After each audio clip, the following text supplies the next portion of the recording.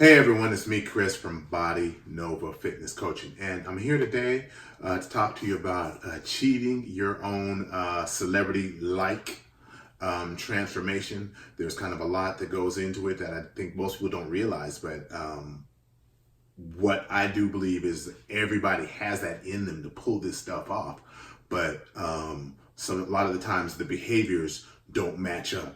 So it's kind of that expression, do when in Rome, do what the Romans do. So sometimes we listen to people that have never been able to pull this sort of thing off with anybody, and they're giving you directions on what you need to do to achieve it, but they've never been able to achieve it itself. So you're mimicking behaviors of failures, or basically you're mimicking behaviors that are failures. So I really believe that everybody has this in them to pull this off. It's not a, okay, there's some degree of it, there's a good degree of organization, but once you get organized, it's not a difficult thing. You have to execute, and the behaviors have to match up. Now, granted, some of these people, they basically have all day to work, to work on this. But you don't have to, if you line things up in the smart way. If you try to, balance everything out, you can do pretty well, even though you work 8 hours a day. You can do very well, even though you work 8 hours a day. So, with that being said, there's a few things you want to think about. So I might be throwing clips in and out of here because I have interviews with people that, have transformed. Michael B. Jordan for Creed, Hugh Jackman, various stars with the people that have worked with them and have actually did this. And that's not normally my style, but here we go. But anyway, one of the first things we have to look at is specificity, okay?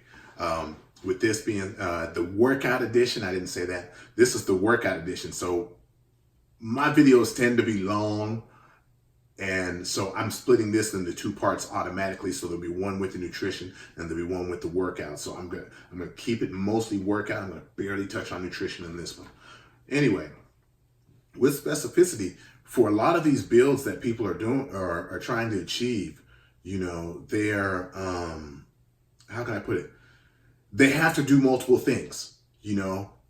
Some of them, their role is required for them to be stronger and to be athletic or to be able to do physical things. When that applies to normal people, they don't carry a lot of lean body mass. Like I've heard this multiple times where people will say, well, 150 pounds, when I was 150 pounds or 140 pounds or whatever, I was very skinny. It's like, yeah, well, okay, well, if you don't want that look, then there's something else that's thrown into the mix. It's not just purely a weight loss thing. So with that being said, as a beginner, when you come into the gym and you're working out and you're hardly, you're doing very little work, but then you can achieve multiple things. You can gain muscle, you're gaining muscle, you're losing body fat, you're getting strong. And that happens very easily when you're a beginner. But once you get a little time in your belt, it have to change. Things have to change. So you have to train specifically for the goals that you want. So again, you want the behaviors to match what your goals are, to match what you need to happen to get your goals. So what I'll see a lot of time is you'll see, okay, well, I'm a woman and I have 1,200 calories a day or less, and I want to gain muscle, but I'm training the same way that I had for fat loss. Okay, well, that's one. You have very low calories and you're training the same way that you did not build muscle, but magically in your brain, you think that that's going to change it, or you're a guy and you want to, just the vice versa, your calories are too high. You don't want to give up anything. You don't want to make any changes to your program that will help you do fat loss, but you're expecting a different outcome. Okay. So with going on that, you've got past the beginner stage, and some of the people, they have to get stronger. And you'll see with some of the celebrities, they'll talk about doing this. It took them 9 months. It wasn't easy. Larson trained with Walsh for about 9 months before Captain Marvel started shooting. People see the highlights and think that that's just something that we kind of just jumped into. This is something that takes time, 8 weeks, 12 weeks, 24 weeks, most of them not even 36. The secret is you can't do it in a month. We've been training for quite a while before that, okay? So you think about it, they're training for a very long period of time, and they're splitting things up into phases. This is what I get into, that periodization, okay? Where they will say, okay, right now we're at the beginning.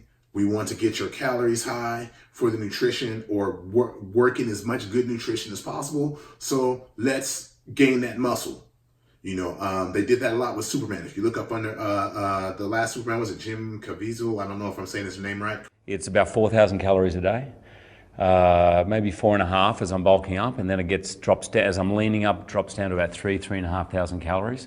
Not the fun calories. Correct me in the comments if I'm wrong. No, that's a different one. Anyway, the last Superman, that's not the name of the guy I said. They started off, they got him really strong, they got him really, really big. He had very, very high calories. They also did that with Hugh Jackman.